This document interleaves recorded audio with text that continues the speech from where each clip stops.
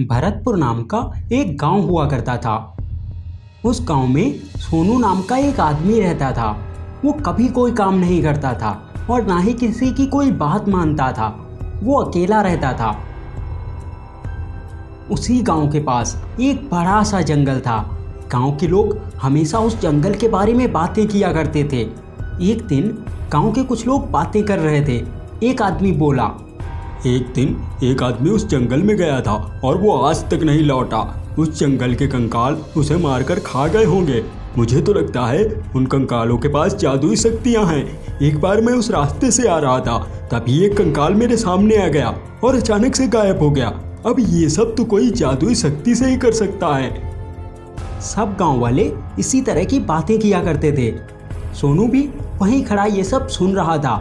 वो ज़्यादा कुछ ध्यान नहीं देता और अपने घर चला जाता है।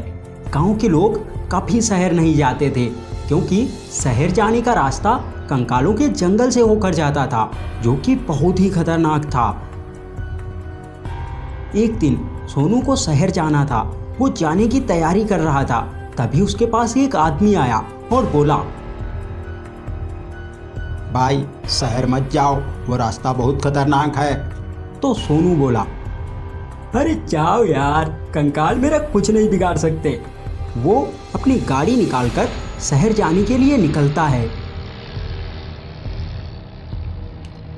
जंगल में पहुंचकर गाड़ी बंद हो जाती है और आगे ही नहीं बढ़ती। सोनू के सामने कई कंकाल दिखाई देते हैं। सोनू बहुत ज़्यादा डर चुका था। अब वो वापस जाना चाहता था, लेकिन इससे पहले वो वापस जाता, कुछ कंकाल उसे घेर लेते हैं। कंकाल अपनी जादुई शक्ति से उसे बाहर खींचते हैं। कंकाल अपनी शक्ति से सोनू को भी कंकाल बना देते हैं। सोनू उठकर खड़ा होता है और कंकाल उसे अपना राजा बना लेते हैं। अब सोनू बहुत दुखी था। एक दिन बाद सोचता है, मैंने गांव वालों की बात ना मानकर बहुत बड़ी गलती कर दी है।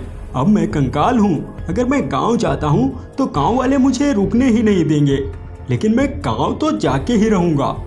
सोनू कंकालों से कहता है, सुनो साहब, मैं जंगल में घूमने जा रहा हूँ, थोड़ी देर में वापस आ जाऊँगा। और सोनू चुपचाप अपनी जीप लेकर वहां से निकल पड़ता है।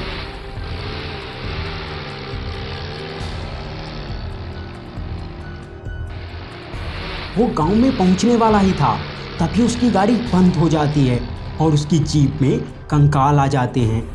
एक कंकाल बोला, तुमने हमसे झूठ बोला, अब हम तुम्हें मार देंगे, अब तुम नहीं बच सकते। सोनू गाड़ी से बाहर निकलकर बोला,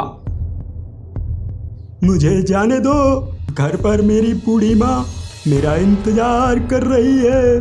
मुझे जाने दो, अब मैं कभी भी तुम्हारे जंगल में नहीं आऊँगा।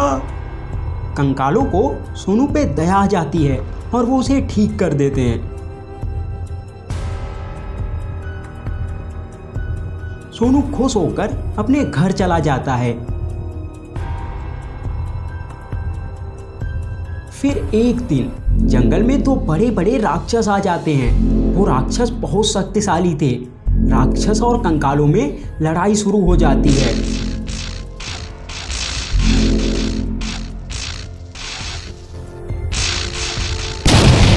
राक्षस कुछ कंकालों को मार देते हैं और बाकी के कंकाल वहां से भागने लगते हैं। वो सब जंगल से बाहर चले जाते हैं। बाहर पहुंचकर एक कंकाल बोला, अब हम कहाँ रहेंगे? अगर हम वापस गए तो वो राक्षस हमें मार देंगे। दूसरा बोला, हम एक काम करते हैं, उस आदमी के गांव में चलते हैं जिसे हमने छोड़ा था। वो हमारी मदद जरूर करेगा, हमें गांव में रहने देगा। सभी कंकाल गांव की तरफ चल देते हैं। कंकाल गांव में पहुंचते हैं। गांव के लोग उन्हें देखकर भागने लगते हैं।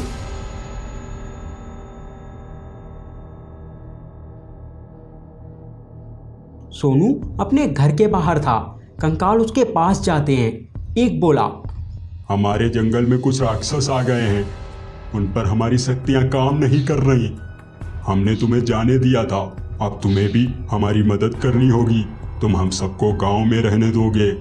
तो सोनू बोला, मैं ऐसा नहीं कर सकता। अगर मैंने ऐसा किया तो गांव वाले मुझे भी यहाँ से निकाल देंगे। लेकिन हाँ, मैं आपका जंगल वापस दिलाने में आपकी मदद कर सकता हूँ।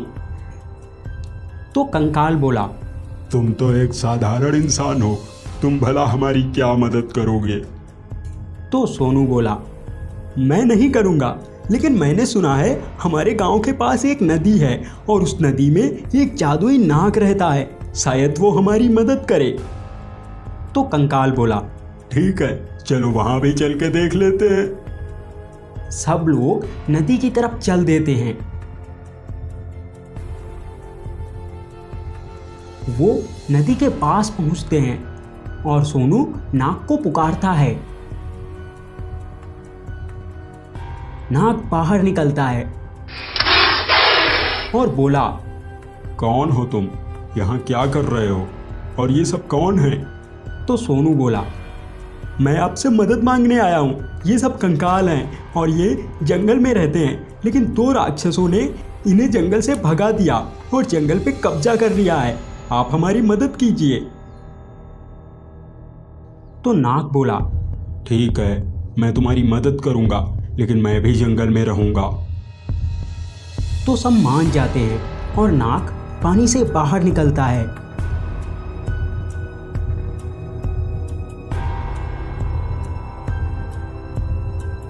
और सब जंगल की तरफ चल देते हैं।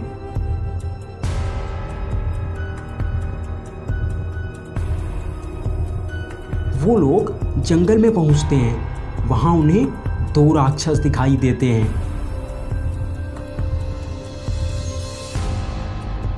नाग बोला, तुम लोग जाकर पेड़ के पीछे छिप जाओ, मैं देखता हूँ।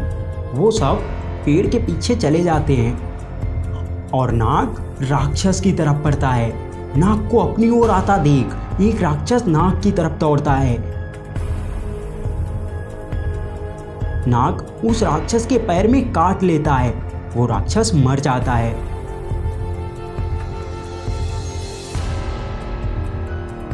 फिर नाग अपनी शक्ति से दूसरे राक्षस पे हमला कर देता है।